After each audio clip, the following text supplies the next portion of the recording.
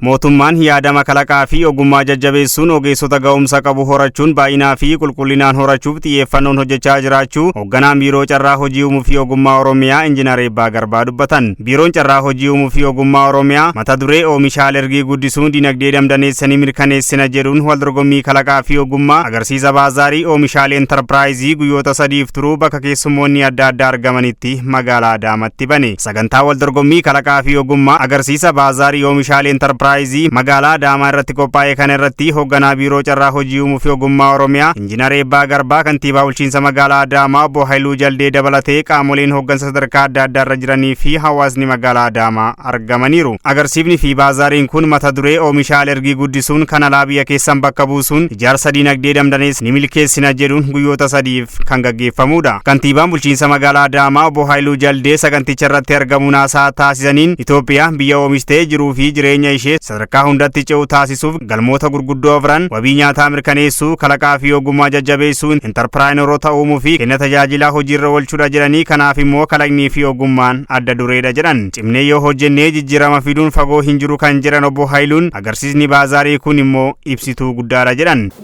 Itoophiyaan biyya oomishuu dandeessu, biyya oomishtees jiruuf jireenya ishii injifachuu dandeessu. Fedhii waloo hin qabnu waloo keenyan hojjennee mo'achuu dandeenyu akka ta'e karoora keenyan ifoomaa turee jira. Galmi misooma magaalaa akka Oromiyaatti kaa'amee hojjetamaa jiru galmoota gurguddoo 4 qabnudha. Galminni tokkoffaan wabii nyaataa mirkaneessuudha. Hojiin kun inni hangafaa wabii nyaataa mirkaneessuu keessatti gahee olaanaa taphatu jechuudha. Galminni lammaffaan guyyaa har'aa dhugaadhaan argaa jiru kalaqaa fi ogummaa irratti hojii hojjetamaa jirudha. Akka galma lammaffaatti qabamee hojii hojjetamaa jiruuf bu'aa guddaa argaa jirrudha. Galmi sadaffaan interpreneroota uumuu isaan uumaman baay'isuudha. Kun mootummaadha. Mootummaa cimaa uummata isaa misoomatti bobbaasuu danda'u, deeggaruu danda'u, kenna tajaajila isaa immoo fooyyessee fedhii hawaasa isaa guutuu danda'u, yaada maddisiisee yaadan utubamuudhaan yaadamoota haaraadhaan hoogganuu danda'u.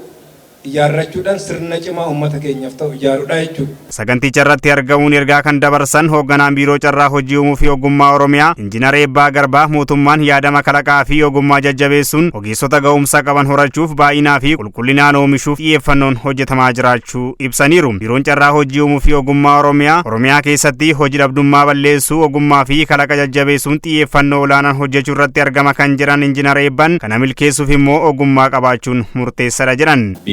Carraa hojii uumuu fi ogummaa Oromiyaa keessatti hojii dhabdummaa hir'isuudhaaf ogummaa dagaagsuuf kalaqaa fi teekinooloojii dagaagsuuf interpreneroota horachuuf cimee hojjechaa jira.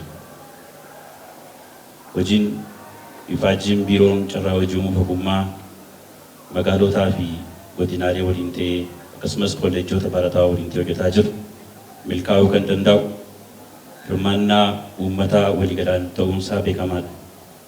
Keessaa'uu dargaggoonni, dubartoonni carraa hojii hin qabne,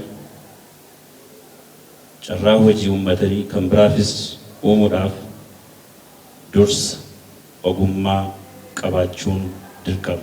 Keessummaa kabajaa sagantichaa kan ta'an hoogganaan kilaastara magaalota Oromiyaa obbo Mulgeetaa Gabrahiiwoot dhaamsa dabarsaniin carraa hojii itti fufiinsa qabu uumuu fi rakkoo sharafa alaa xiqqeessuu keessatti kalaqnii fi ogummaan shoora olaanaa qaba jedhan. Carraa hojii itti fufiinsa qabuu fi carraa hojii lammiilee biraatiif uumuu danda'u uumuun danda'ama.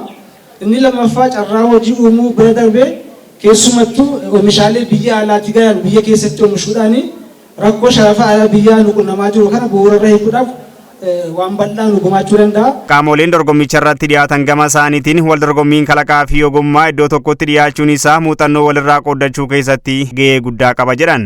Amma iddoo kana yeroo dhufan iddoo tokkotti wal arganii teekinooloojii gosa tokko kallattii garaagaraatiin kan hojjetame karaan itti fooyya'uudha jechuudha. Amma teekinooloojiin yeroo hundumaa waan fooyya'aa jechuudha malee wanti amma hojjetamee dhume kun teekinooloojii jedhamee dubbatamuu hin danda'amu. Garuu jalqabbii teekinooloojii sanaati jennee dubbachuu hin danda'ama. Muuxannoon irraatti wal jijjiiran haalli itti hojii itti fayyadaman haalli itti qabeenya sanatti itti gargaaramanii muuxannoo gaariidha jechuudha. Muuxannoo itti wal jijjiiran kooleejiiwwan Oromiyaa keessa jiran akka kanatti walitti dhufanii akkasitti kalaqa garaagaraa iddoo tokkotti fiduu jechuun muuxannoo tooftaa rakkoon hawaasaa itti furamu baay'ee salphisa jechaadha. Aadaa Booranaa wantoota waan bunaa nyaatanii qalimaa waan aadaa Booranaa meeshaalee baay'ee finne sagantaa kanarratti ammoo argamu kennaaf kominikeeshiniin gabayaa exchangein hedduutti wal jijjiirraa gabayaa hedduun uumame sabab kana guddoo gammannee baazaarichi akka malee namatti tola galatooma. Dorgommiin kalaqaa fi ogummaa kun akka Oromiyaatti kilaastara garaagaraatti qoodamuun kalaqa isaanii kan dhiyeessan yoo ta'u dorgommichi koolleejjii Pooliteeknikaa Adaamaatti guyyaa 3 kan turu ta'uu sagantaa ba'e irraa hubachuun danda'amee jira.